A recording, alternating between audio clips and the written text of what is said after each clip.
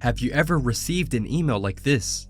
Or like this? Or maybe someone on your friends list was using a different language that you know for a fact they do not understand. Ever since Apex Legends first came out, accounts getting hacked has always been a problem. No matter which social media platform you're on, you will see a post talking about how someone's account information got changed overnight, or how their account got hacked then banned for cheating even though they do not cheat. And this is a problem that happens throughout every single video game, social media platform, emails, etc. Getting your account hacked is usually a personal security issue. Maybe you clicked that link that random person on the internet sent you, or maybe you downloaded malicious software which logged all your information. Sometime, somewhere, you made that crucial mistake that caused your account to get hacked. And lurking in the shadows is a group of people that are patiently waiting for you to make that mistake. And once you do, they snatch your account before you could even know your account information was compromised. And once they gain access to your account, is nothing but a way to earn extra money. Yeah. You smell that? What is that?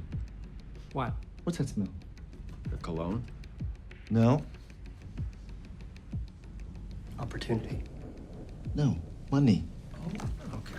These people are called account crackers, people that make money from selling accounts that they steal, or in other words, crack. Have you ever wondered why your account got banned for cheating after getting hacked? Usually, the cheater isn't the person that hacked the account. The cheater would buy multiple accounts to use whenever they get banned. Because why go through the long and boring process of making a new account and doing the tutorial when you could easily purchase a bunch of stolen accounts for a very cheap price? And unfortunately for the person that got hacked, if they somehow manage to get their account back, it's going to be a challenge to get unbanned. These cracked accounts are being sold everywhere, from social media platforms like Twitter and Instagram, all the way to marketplaces like eBay and Taobao, which is pretty much the same as eBay but for people in China. On places like eBay and Taobao, they would market their account as their old meme that they don't need to use anymore. But on forums, it's a little bit different. A lot of sellers on these forums would make it clear that the account was cracked, and for some reason, you should not change the account information. So clearly, they are not marketing it to people that want to use the account as their main account. So account crackers are pretty much people that steal accounts. But the questions that need to be answered are, how do these account crackers crack into your account? And why do people buy cracked accounts? And how could we protect our accounts from getting cracked into? Let's take a deeper look into the shady business of selling cracked accounts.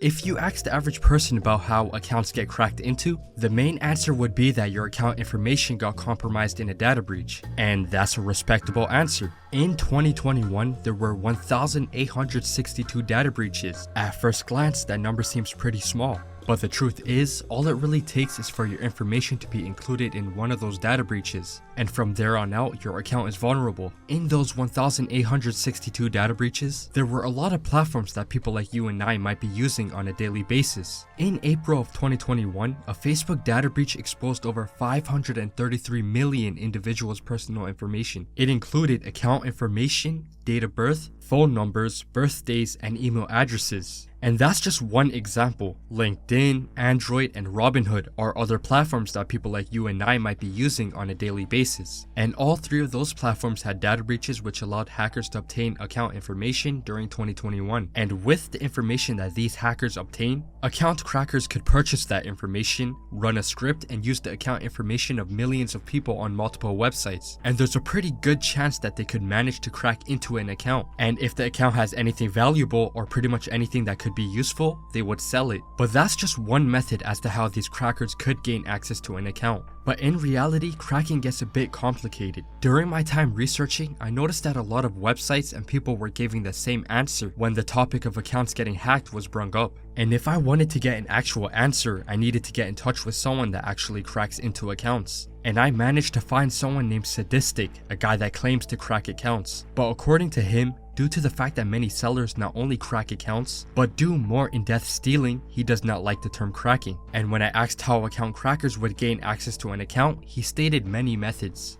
Hello, I'm Sadistic. I sell cheap accounts to cheaters. Cracked accounts are basically stolen accounts. For Apex, hackers will gain access to the account either through database breaches, exploits, cookies, common passwords, or brute force attacks. Data breaches, exploits, common passwords, cookies, and brute force attacks are methods of gaining access to an account. Common passwords are self-explanatory. If you use passwords like 12345, password, QWERTY, or really obvious passwords, there is a pretty high chance that someone or a program could guess that password. But for the sake of this video, I'm assuming that most of you guys don't use passwords like that. And maybe some of you guys stepped your account security up by using two-factor authentication. But somehow your account still managed to get hacked. How is that possible? Well, that's where cracking accounts gets a bit more complicated to the general public. Account crackers could target cookies in order to bypass two-factor authentication. If a hacker manages to steal your browser cookies, it means they're stealing an active session of your browser. Basically, cookies are built to let websites track, personalize, and save data from each user's session. So that means if someone managed to steal your browser cookies,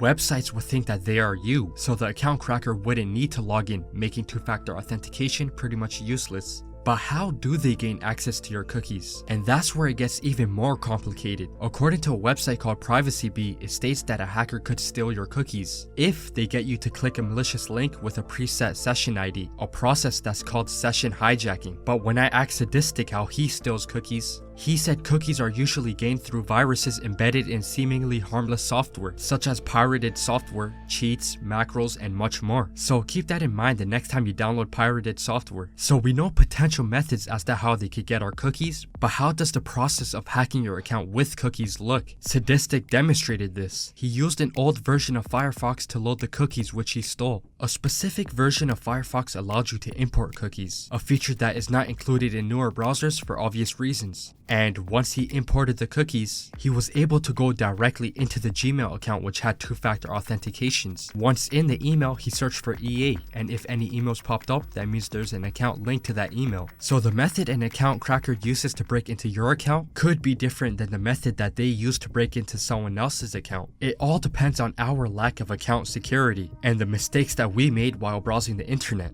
So when the hacker cracks into your account, what do they do next? As I said before, these crackers would sell the account on multiple places like eBay, Taobao, and forums. There is a market for stolen accounts that a lot of people don't know about. Accounts with heirlooms are being sold for very cheap. The reason why they are so cheap is pretty obvious. The account was stolen and there is a chance that the original account creator would call the account back. So the account cracker would try to make as much money as they can from the account before the original creator calls the account back. Sadistic shows how easy it is to gain access to an account with an heirloom for a very cheap price. From a random forum, he managed to get an Octane heirloom account for about $2. Obviously, if he was to use the account as his main account, that wouldn't be a good idea. But Sadistic purchased the account to demonstrate the process for us. Due to how cheap prices are, cheaters could buy multiple accounts with the sole purpose of cheating. But don't get me wrong, this does not mean that only cheaters buy cracked accounts. Anyone could. The thing about cracked accounts is that if you're in the market for buying an account, which a lot of people surprisingly are, you would never know if you're being sold a cracked account until it's too late. There are cracked accounts that are being sold for very cheap prices, but at the same time, there's a lot of cracked accounts being sold for a lot of money. We need to remember that these account crackers have no morals, just like any other cheater. But how do we protect our accounts from getting cracked into?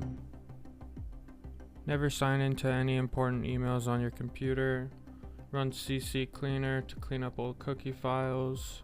Run regular Hitman Pro scans on your computer. Make sure to use password generators.